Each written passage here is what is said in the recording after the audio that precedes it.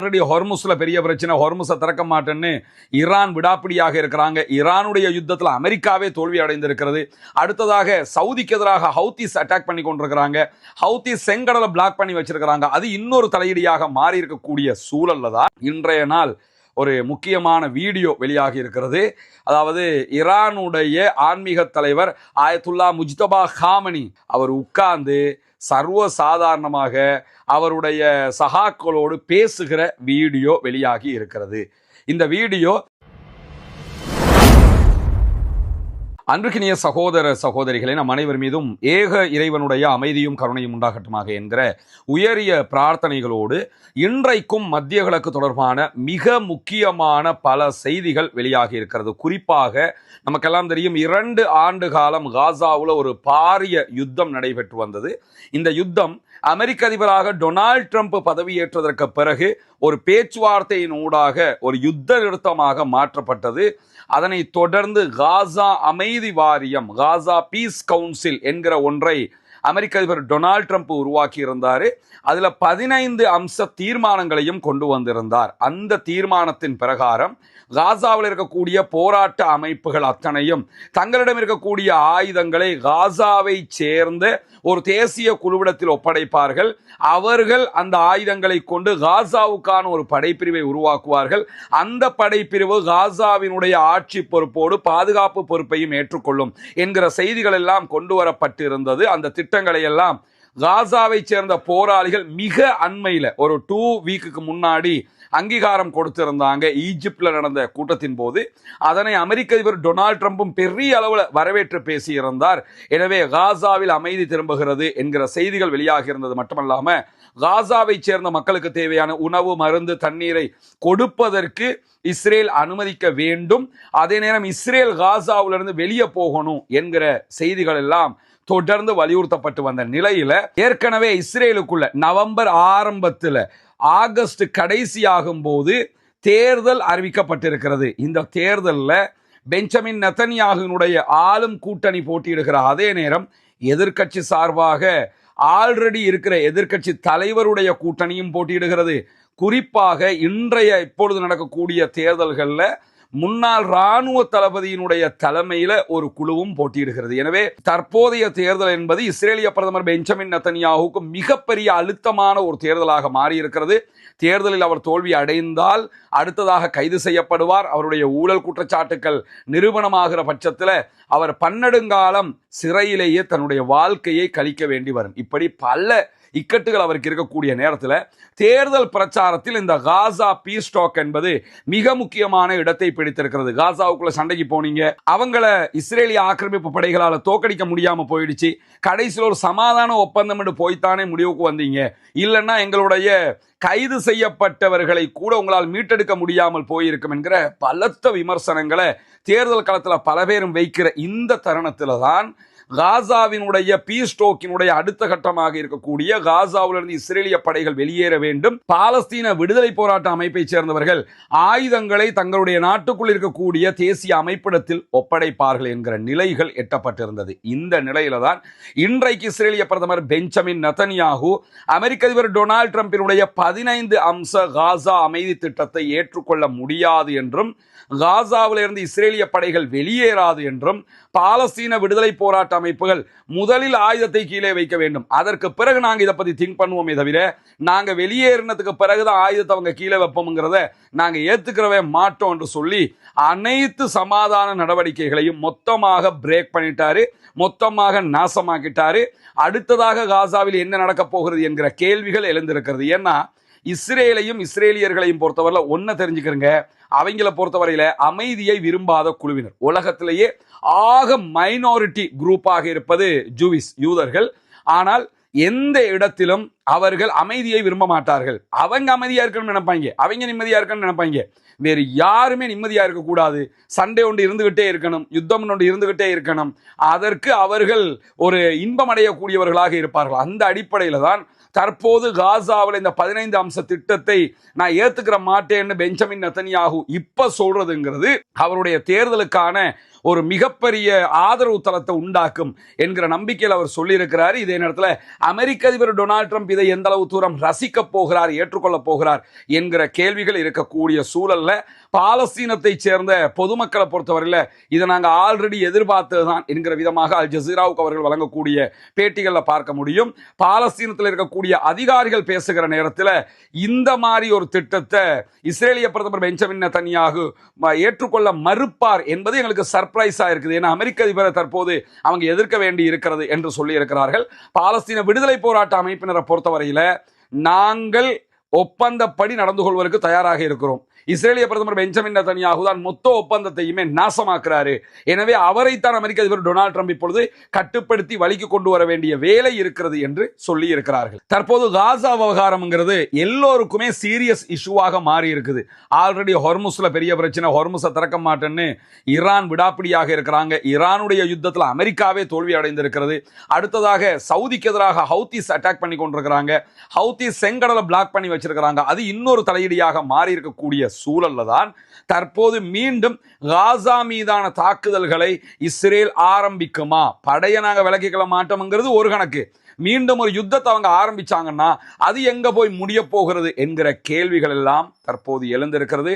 அமெரிக்க அதிபர் டொனால்ட் ட்ரம்பை பொறுத்தவரையில இது தேங்கூட்டுல கை வச்ச கதையாக மாறிடுச்சு.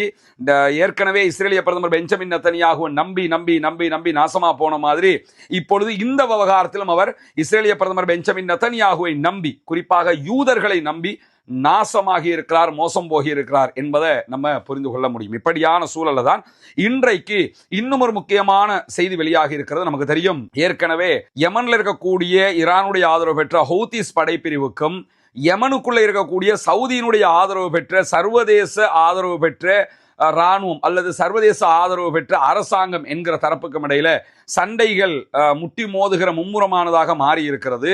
அதற்கான காரணம் சவுதியை தாக்குவதும் இவர்களை தாக்குவதும் ஒன்று என்கிற அடிப்படையில் ஹூத்திஸ் அட்டாக் பண்ணி கொண்டிருக்கிறாங்க. இப்போ என்ன பண்றாங்கன்னு கேட்டால் சவுதியையும் அட்டாக் பண்றாங்க.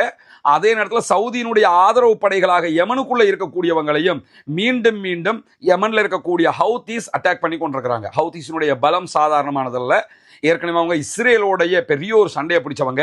அமெரிக்காவினுடைய USS ட்ரூமன் மேலேயே விமானம் தாங்கி கப்பல் மேலேயே அட்டாக் பண்ணினவங்க.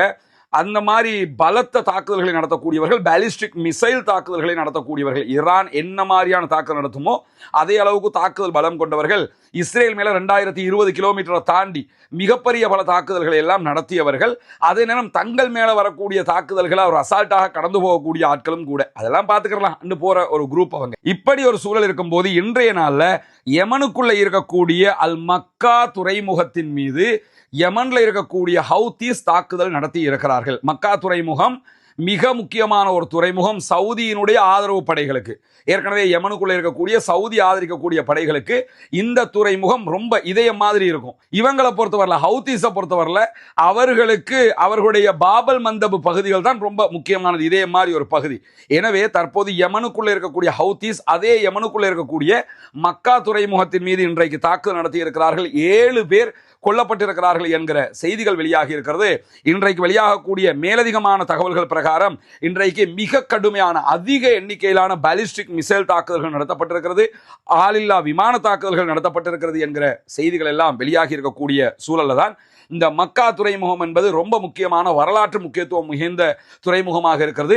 அந்த துறைமுகத்தை கைப்பற்றுவதற்குத்தான் தற்போது ஹூத்திகள் இந்த தாக்குதல்களை நடத்துகிறார்கள் என்கிற செய்திகள் வெளியாகி கொண்டிருக்கு. ஏன்னா அந்த துறைமுகத்தை கண்ட்ரோல் பண்ணிட்டாங்கன்னு சொன்னா இவங்களுக்கு எப்படி முற்றுகை விதிக்கப்பட்டிருக்கிறதோ, சவுதியில இருந்து சவுதி வழியாக ரெட் சி வழியாக கப்பல்கள் வந்தா சவுதி பிளாக் பண்ணி இவங்களுக்கு உணவு மற்ற பொருட்கள் வர முடியாம தடுக்கிறாங்கல்ல, அதே மாதிரி யமன்ல இருக்கக்கூடிய சவுதியினுடைய ஆதரவு பெற்றவர்களுக்கு இந்த துறைமுகம் வழியாகத்தான் எல்லாமே வரும்.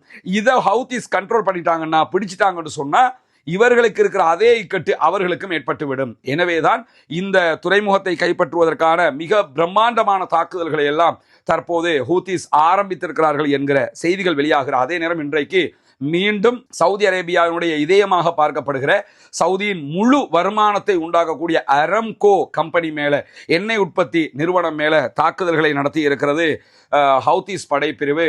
நமக்கு தெரியும் மக்கா எக்ரிமெண்ட் என்கிற பெயர்ல துருக்கி அதே போன்று பாகிஸ்தான் இணைந்து சவுதி அரேபியாவோடு ஒரு டிஃபென்சிவ் ஒரு பாதுகாப்பு ஒப்பந்தத்தை இட்டிருந்தார்கள். இந்த பாதுகாப்பு ஒப்பந்தம் கையெழுத்தாகி ஒரு நாளுக்குள்ள வித்தின் 24 ஹவர்ஸுக்குள்ள இன்றைக்கு சவுதி மேல யமன்ல இருக்கக்கூடிய ஹூதிஸ் தாக்குதல்களை நடத்தியது மட்டுமல்லாம நாங்க இப்ப சவுதியோடு தான் சண்டை பிடிக்கிறோம், எங்களை தாக்குறதுக்கு பாகிஸ்தான் வந்தாலோ அல்லது எங்களை தாக்குவதற்கு துருக்கி வந்தாலோ அவர்கள் மீதும் இதே தாக்குதலை நடத்துவோம்னு சொல்லியிருக்கிறாங்க. பாகிஸ்தான் வந்தா பாகிஸ்தான் மேல அட்டாக் பண்றது, பக்கத்துல கொஞ்சம் நெருக்கத்துல இருக்கிறாங்கிறது ஒண்ணு. ஆனா துருக்கி மேலேயே அட்டாக் பண்ணுவோம்ங்கிறாங்க. துருக்கி இவங்களை விட்டு ரொம்ப தூரத்துல இருக்குது. அந்த அளவுக்கு இவர்களிடத்தில் பலம் இல்லாமல் இப்படி சொல்ல மாட்டார்கள் என்கிற ஒரு அச்சமான சூழல் தற்போது உருவாகி இருக்கிறது. எனவே இது மத்திய கிழக்குல மிக பெரும் அழுத்தமாக மாறி இருக்கிறது. ஈரானை சிம்பிளா எல்லாம் கடந்து போயிடலாம்னு அரபு நாட்டுக்காரங்க நினைச்சுக்கிட்டு இருந்த நேரத்தில் ஈரானுடைய ப்ராக்சிஸ் அமைப்புகள், ஈரானுடைய இந்த மாதிரியான ஹவுதீஸாக இருக்கலாம் அல்லது லெபனானில் இருக்கக்கூடிய ஹிஸ்புல்லாக்களாக இருக்கலாம், இந்த மாதிரியான அமைப்புகள் ரொம்ப பலம் வாய்ந்தவர்களாக இருக்கக்கூடியதை நம்ம இதுல இருந்து பார்க்க முடிகிறோம். அதே நேரம் இன்றைய நாள் ஒரு முக்கியமான வீடியோ வெளியாகி இருக்கிறது. அதாவது ஈரானுடைய ஆன்மீக தலைவர் ஆயத்துல்லா முஜ்தபா காமனி மௌத்தா போயிட்டாரு, அவருக்கு உடம்பு முடியல, ஐசியூக்கு இழுத்துக்கிட்டு வேகமா போய்கிட்டு இருக்கிறாங்க, அப்படி துடிச்சுக்கிட்டு இருக்கிறாரு, அந்த கால் இல்லை கை இல்லை, இந்த மாதிரியெல்லாம் பல பேரும் சொல்லி கொண்டிருந்த நிலையில அவர் உட்கார்ந்து சர்வ சாதாரணமாக அவருடைய சகாக்களோடு பேசுகிற வீடியோ வெளியாகி இருக்கிறது. இந்த வீடியோ எப்பொழுது எடுக்கப்பட்டிருக்கிறது என்கிற தகவல்களை ஈரானுடைய ஃபார்ஸ் நியூஸ் ஏஜென்சி வெளியிடல, ஈரானுடைய சொந்த நியூஸ் ஏஜென்சி தான் இந்த வீடியோவை வெளியிட்டிருக்கிற. அதே நேரம் இன்றைக்கு மேலதிகமாக இன்னும் ஒரு செய்தியும் வெளியாகி இருக்கு. என்னன்னு கேட்டா, ஈரானுடைய உச்ச தலைவர் ஆயத்துல்லா அலி காமனிக்கும் ஈரானுடைய ஜனாதிபதி மசூத் பெசக்ஷியனுக்கும் இடையில ஒரு முக்கியமான சந்திப்பு நடந்திருக்கிறது. ஒரு 4 நாளைக்கு முன்னாடி தான் மசூத் பெசக்ஷியன் ஆன்மீக தலைவரை சந்திக்கிறது ரொம்ப கஷ்டமா இருக்குது, பாதுகாப்பு பலப்படுத்தப்பட்டிருக்க அந்த விவகாரங்களை சொல்லாம அந்த விஷயத்தை அவர் சொல்லி இருந்தாரு. ஆனா இன்றைக்கு வெளியாக இருக்கக்கூடிய தகவல்கள் பிரகாரம் மசூத் பெசக்ஷியனுடைய ஆட்சி 3வது ஆண்டை நெருங்குகிறது, 3வது பதவி காலத்துக்கு அவர் போறாரு. எனவே நேரடியாக சந்திச்சு ஆலோசனைகளை பெற்றுக் கொண்டிருக்கிறாரு, பேச்சுவார்த்தை நடத்தி இருக்கிறார். அந்த செய்திகள் வெளியாகி இருக்கிறதை தொடர்ந்து மேலதிகமாக இன்றைக்கு ஈரான் விடுத்திருக்கக்கூடிய அறிவிப்புல ஆன்மீக தலைவர் ஆயத்துல்லா முஜ்தபா காமனி பொதுமக்களை சந்திக்கிற, பொது இடங்களுக்கு வருகிற வீடியோக்கள் மிக விரைவில் வெளியிட இருக்கிறோம் என்று அறிவித்திருக்கிறார்கள். இராணுவ தளபதிகளோடு முஜ்தபா காமனி பல சந்திப்புகளை நடத்தி கொண்டிருக்கிறார் என்றும், அதே நேரத்தில் பொதுவான மக்களை சந்தித்திருக்கிறார் என்றும், பொது நிகழ்வுகளில் பங்கெடுத்திருக்கிறார் என்றும் தெரிவித்திருக்கக்கூடிய ஈரானுடைய IRGC-யினுடைய துணை அமைப்பாக இருக்கக்கூடிய ஃபாசிஜ் அமைப்பு இன்றைக்கு வெளியிட்டிருக்கக்கூடிய செய்திகளில் சொல்லியிருக்கிறாங்க. ஃபாசிஜ் அமைப்பினுடைய துணை தளபதிகளில் ஒருவராக இருக்கக்கூடிய காசிம் குரைஷியினுடைய அறிவிப்புல தான் இந்த தகவல்கள் சொல்லப்பட்டிருக்கிறது. ஃபாசிஜ் அமைப்புங்கிறது IRGC எப்படி ராணுவ ரீதியாக வெளிநாடுகளோட இந்த மாதிரி ஒரு யுத்தம் வரக்கல சண்டை பிடிப்பாங்களோ அது மாதிரி உள்நாட்டுக்குள்ள அரச பாதுகாக்கிற, அரசாங்கத்துக்கு எதிராக நடக்கிற ஆர்ப்பாட்டங்கள், போராட்டங்கள், தூண்டுதல்களை தடுக்கிற அந்த மாதிரி வேலைகளை செய்கிற இந்த ஃபாசிஜ் அமைப்பு, அந்த அமைப்பினுடைய துணை தளபதி தான் இன்றைக்கு வெளியிட்டிருக்கக்கூடிய அறிவிப்புல பொதுமக்களையும் ராணுவ தளபதிகளையும் மேல்மட்ட உயர் அதிகாரிகளையும் முஜ்தபா காமனி சந்திக்கிற வெளிப்படையான வீடியோவை நாங்க வெளியிடுவோம் என்று சொல்லியிருக்கிறாங்க. எனவே முஜ்தபா மவுத்து காலி இல்ல, கைகால் உடஞ்சிருச்சு, அவரோட இதயம் அப்படி வெடிச்சிருச்சு, இப்படிலாம் சொல்லிக்கிட்டு தெரிஞ்சா உன்னையா சொன்னாங்க. இது எல்லாத்துக்கும் முற்றுப்புள்ளி வைக்கும் விதமாக இந்த வீடியோக்கள் வெளியிடப்படும் என்கிற செய்திகள் இன்றைக்கு வெளியாகி இருக்கிற அதே நேரத்தில் ஈரான் இன்றைக்கு அமெரிக்காவுக்கு மிக முக்கியமான ஒரு எச்சரிக்கையை விடுத்திருக்கிறது. ஈரானுடைய தரைப்படை தளபதியான brigadier general Ali Jahanshahi வெளியிட்டிருக்கக்கூடிய அறிவிப்புல இன்றைக்கு சொல்லியிருக்கக்கூடிய செய்தி என்னன்னு கேட்டா, ஈரானுக்குள்ள தரைவழி படை தாக்குதல்களை நடத்துவதற்கு அமெரிக்கா எத்தனிப்பதாக முயற்சிப்பதாக செய்திகள் வெளியாகி கொண்டிருக்கிறது. அப்படி ஒரு தாக்குதலுக்கு அமெரிக்கா முனைந்தால் கண்டிப்பாக அவர்களை ஓட ஓட விரட்டி அடிப்போம் என்கிற செய்திகளை வெளியிட்டிருக்கிறாரு. எந்த ஒரு அமெரிக்காவினுடைய படைகளும் ஈரானில் கால் பதித்தால் நாங்கள் அவர்களுடைய கால்களையே துண்டிப்போம், காலையே வெட்டுவோம், அந்த எச்சரிக்கையின் உச்சமாக சொல்ற, காலை வெட்டுவோம் பார்த்துக்க, அந்த மாதிரி ஒரு செய்தியை சொல்லியிருக்கிறது மட்டுமல்லாம ஈரானுடைய தரைப்படைகள் முழுமையான தயார் நிலைகள் இருக்கிறார்கள். நாட்டினுடைய எல்லைகளை நாங்கள் உறுதியாக பாதுகாத்துக் கொண்டே உள்ளுக்குள்ள என்ன நடக்குதுங்கிற நடமாட்டங்களையும் கண்காணித்துக் கொண்டே இருக்கிறோம். எனவே எங்கள் மீது தாக்குதல்களை நடத்த முனைந்தால், எந்த விதமான தாக்குதல்களாக இருந்தாலும் அவற்றை நாங்கள் எதிர்கொள்வதற்கு தயாராகவே இருக்கிறோம் என்று சொல்லி இருக்கிறார்கள். எனவே இன்றைக்கு வெளியாகி இருக்கக்கூடிய மிக முக்கியமான செய்திகளுடைய தொகுப்பை தான் உங்களோடு பகிர்ந்து கொண்டிருக்கிறோம். தொடர்ந்து இணைந்திருங்கள். வரக்கூடிய செய்திகளை உடனுக்குடன் உங்களோடு பகிர்ந்து கொள்வதற்கு தயாராக இருக்கிறோம். ஆக்கிரமிப்புகள் ஓய வேண்டும், ஆக்கிரமிப்பாளர்கள் ஓய வேண்டும் என்கிற உயரிய பிரார்த்தனைகளோடு ஆக்கிரமிப்பாளர்களுக்கு எதிராக தொடர்ந்தும் ஜனநாயக ரீதியாக குரல் எழுப்புவோமாக. வாஹிர் தஅவானா அல்ஹம்துலில்லாஹி ரப்பில் ஆலமீன். சுந்தோஸ் முகமது இம்தியாஸ் என்ற எனது யூடியூப் சேனலை சப்ஸ்கிரைப் செய்யுங்கள். நன்றி உறவுகளே.